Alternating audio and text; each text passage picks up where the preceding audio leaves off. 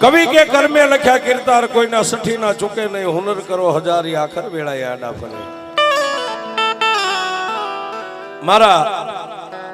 ત્રિલોકના નાથે ને માં ભગવતી વિધાતાએ જે તમારા નસીબમાં લખ્યું હોય ને ઈ જ થાય છે આજે જેના નામથી અને જેના થકી આપણે આ ગામના ટીંબા માથે બેઠા છીએ ભગવાન દાદાનું જીવન ચરિત્ર ક્યાં પોતાનું ગામ અને રોજિત ગામ સુધી કઈ રીતે આવ્યા એ વાત ઉપર હું તમને લઈ જાઉં છું ત્યારે વિરમ ગામની માલપા એ ઓલા વિરમ ગામની માલપા મુગલ બાદશાહનું એક દી હતું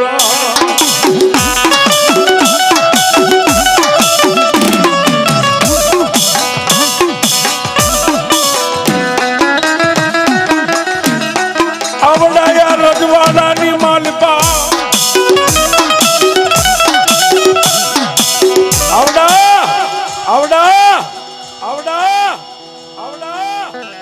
મુગલ બાદશાહના રજવાડાની માલપા પોતાના મુગલ બાદશાહનો ગાલનો હુકમ હાલે પોતાના મોઢામાંથી હુકમ છૂટે એટલે રયતને કરવું પડે છે પણ એક દી રાતના 12-1 નો સમય બન્યો મુગલ બાદશાહ ભર નીંદરની માલપાથી જાગી ગયા છે ભર નીંદરની માલપાથી જાગ્યા એટલે મુગલ બાદશાહને પોતાના મનમાં વિચાર આવ્યો કાલનો દિવસ ઉગે એટલે મારે શિકાર કરવા જવું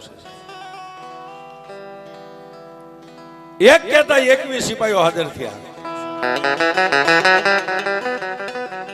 પ્રભાતનો પોર રાજા કરણની વેળા થઈ એક કહેતા 21 સિપાહીઓ હાજર થયા બોલો મહારાજ કે મારા રજવાડાની માલપા કોઈ એવો ઝીણી નજરનો માણા ખરો કે વેરણ વગડો હોય ગમે એટલા ઝાડા ઝાખરા હોય ને શિકારને પારખી લે આહા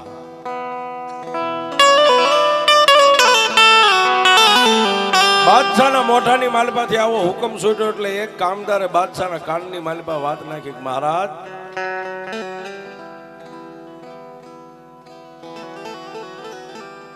એક ઠાકોર છે ક્યાં રહે છે ગામના પાદરમાં ઝાપામાં રહે છે એનું નામ શું છે એનું નામ ભગવાન છે ને એને જો કચેરીની માલિપા બોલાવો ને તો તમે શિકારે જાઓ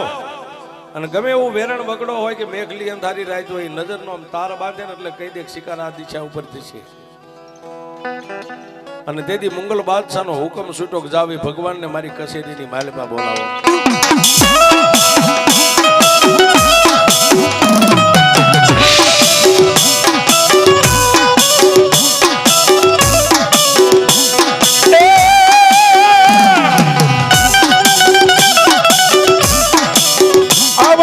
રાજના માણસો આવ્યા ગામના ઝાપાની માલપા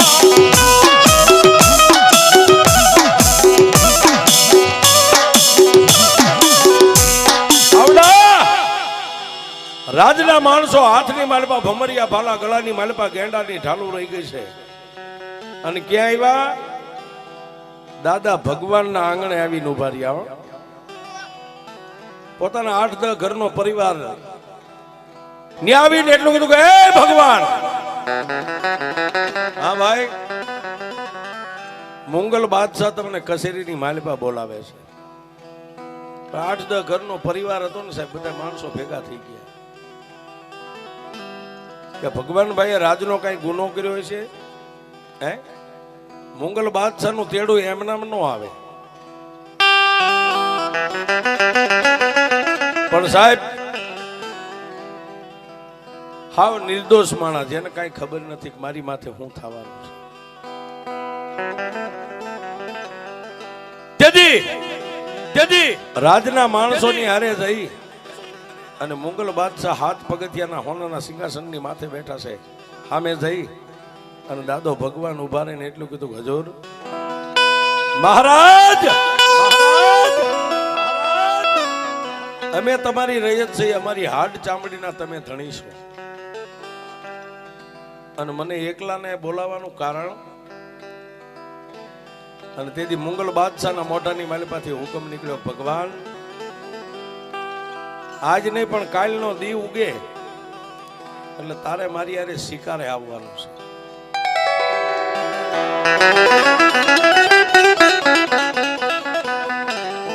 પણ સાહેબ બાદશાહને કાંઈ કહેવાય નહીં, એની સામે ઉધરા નો ખવાય, શીખ નો ખવાય. અને તેથી મુગલ બાદશાહના મુગલ રજવાડાની માલિપા ભગવાન દાદા કાંઈ બોલ્યા તો નહીં, પણ એટલું કીધું કે મહારાજ કોઈ વાંધો નહીં, કાલે જવાનું છે ને, કે હા. પોતાના ઘરે પાછા આવ્યા અને પોતાની કુળ ગોત્રની દેવ માતા ચામુંડા હતી ને, હાથની માલિપા માળા લઈને મારી ચામુંડાની 1.5 લેવા બેઠા ગયા. એ માં, એ મારી ચામુંડ દેવ, ધણીનો કોઈ ધણી નો હોય, પણ મારા નભરાતી ભગવાનિયાનો ધણી તો મારી 20 ભુજાળી ચામુંડ હતો.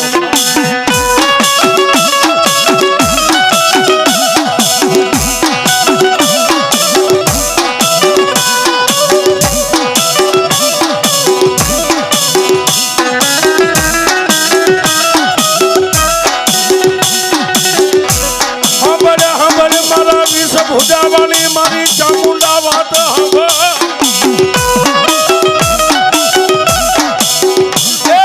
મારી ચામુંડ દેવ, અમારા હાથે મેં કોઈ દી કર્મ એવા કર્યા નથી, કોઈ દી પાપ નથી કર્યો. અરે ભૂલે ચૂકે મારા પગ તળે જો કીડી મકોડો કચરાઈ ગયો હોય ને, તો મારા દેહની માલિપા કાળો દા લાગે. અને આજ વિરમ ગામનો ધણી મુગલ બાદશાહ મને એમ કહેશે કે તારે શિકારે આવવું પડશે. મારી ધણીનો કોઈ ધણી નો હોય, એ વિરમ ગામનો ધણી છે, પણ મારા ભગવાનિયાનો ધણી તો મારી ચામુંડા.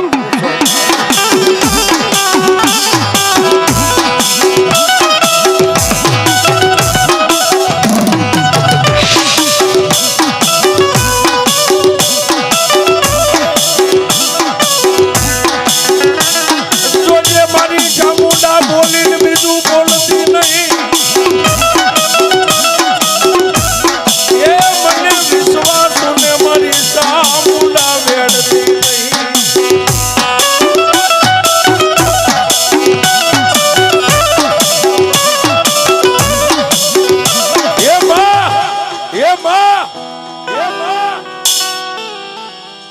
જો મારી આ માળાની માલપા 1.5 દે ને, અને તારો જાંગેરી હુકમ થાય ને, તો બાદશાહની હારે કાલે મારે શિકારે જવું પડશે. તો તું ના પાડ ને, તો મારી કાં તો આ ગામની માલિપા મારા અંજળ પૂરા થઈ ગયા છે, અને કાં તો જીભ કઈડીને મરી જાઓ. પણ જો મારી ચામુંડ રજા દે તો શિકારે જવું છે, નહીતર જવું નથી. બા સાહેબ, 1 હુકમ 2 અને 3 હુકમ પૂરા થઈ ગયા, મારી ચામુંડાએ રજા નો આપી. એટલે દાદા ભગવાને પોતાના અંતરની માલિપા ગાંઠ વાળી દીધી કે હવે મુગલ બાદશાહ હોય કે પછી કદાચ ગમે ઈ હોય, આ ખોળિયામાં પ્રાણ રહે ને ત્યાં સુધી પાપનું પગલું તો હું નહીં ભરું, નહીં ભરું, નહીં ભરું.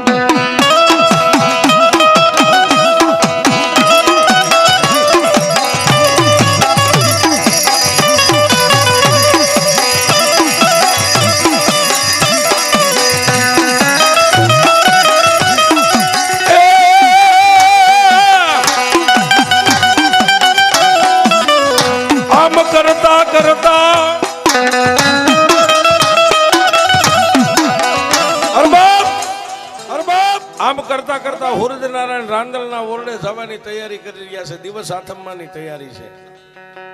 હાથ પગ ધોઈને માતાજીના ધૂપ દીવા કરી અને મનની માલિપા એક જ ઓરતો છે કે દિવસ ઉગશે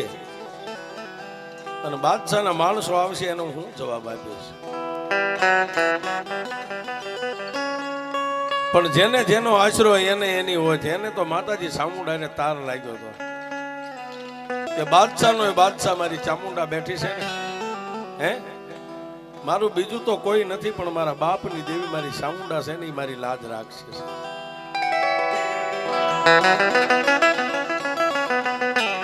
આમ કરતા કરતા દિવસ હાથમી ગયો. વાળું પાણી કરી અને નિંદ્રાને આધીન બન્યા. રાતના 12 વાગ્યાનો સમય બન્યો ને, થડાની માલિપા બેઠી હતી ની મારી ભગવતી 20 વર્ષની બાળકીનું રૂપ લઈને જ્યાં દાદો ભગવાન બાળકી મારી સામે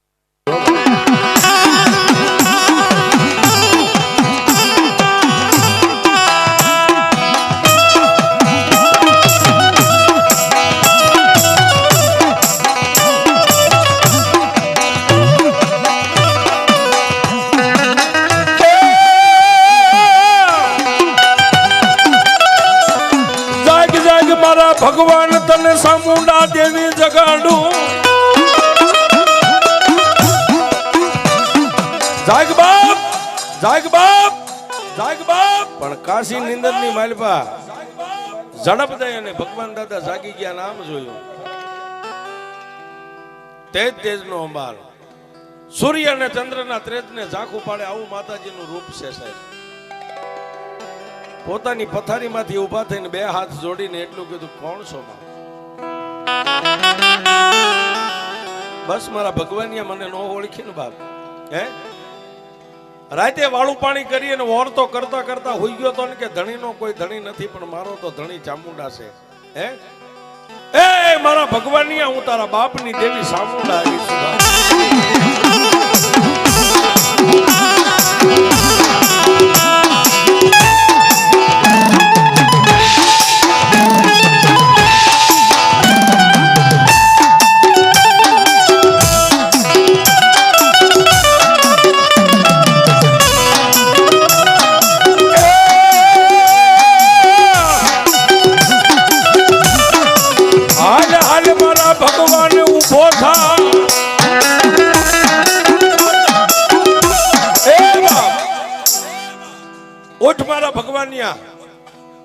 તારા મનમાં ઓરતો છે ને કે દી ઉગે ને બાદશાહ ના માણસો આવશે પણ દિવસ ઉગવા દઉં તો ને ઉભો થા દાદો ભગવાન ઉભા થી આવશે મોર મારી ચામુંડા ને વાહે ધીમે ધીમે ડગલા માંડ્યા ક્યાં ગયા જ્યાં માતાજી નો થડો હતો ન્યા ગયા ન્યા જઈ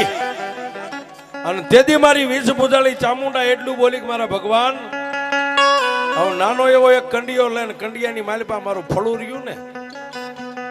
આ મારા ફળાને કંડિયાની માલિપા મેકી અને કંડિયો ખંભે લઈને અહીંથી હાલી નીકળે